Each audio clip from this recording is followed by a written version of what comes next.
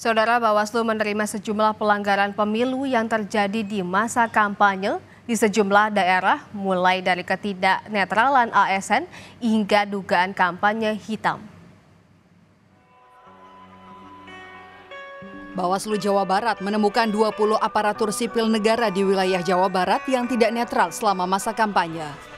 Bawaslu Jawa Barat akan kembali menggelar deklarasi untuk mengingatkan para ASN dapat menjadi pelayan masyarakat yang baik dan ikut berpartisipasi menyukseskan pelaksanaan pemilu 2024. PJ Gubernur Jawa Barat B. Mahmudin juga mengatakan ASN untuk bersikap netral dalam melaksanakan tugas sebagai abdi negara. Ini permintaan dari Bawaslu, hanya penguatan saja. Enggak, ya kalau di kami sih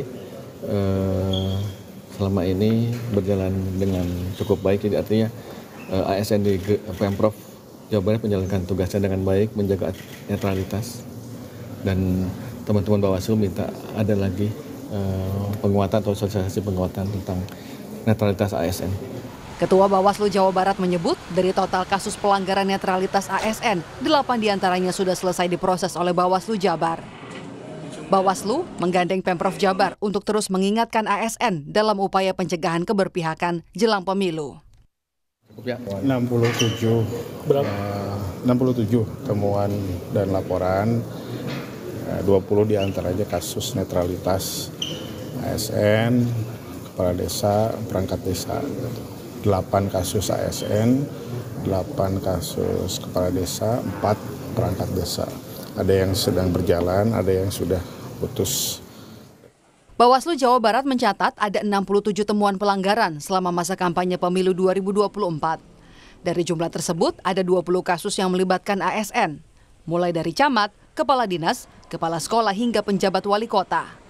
Saat ini, kasus-kasus pelanggaran itu masih berproses di Bawaslu.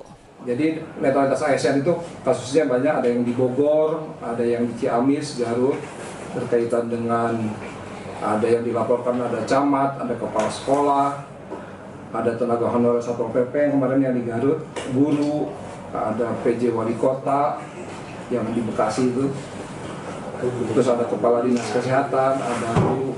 Nah, dari 9 proses itu, sebagian besar direkomendasikan kepada KSR, ada yang direkomendasikan kepada pejabat kepegawaian setempat, dan ada juga yang memang tidak terbukti pelanggarannya.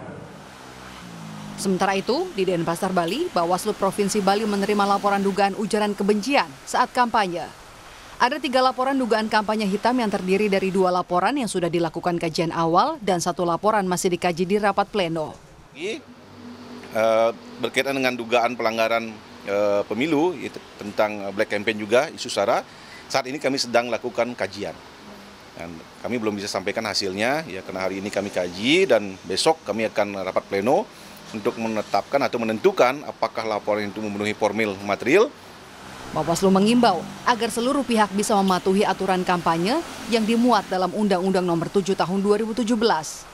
Tak hanya peserta pemilu, tapi juga tim sukses dan para relawan agar bisa menciptakan suasana tertib dan aman demi kelancaran pelaksanaan pemilu nanti. Tim Liputan, Kompas TV.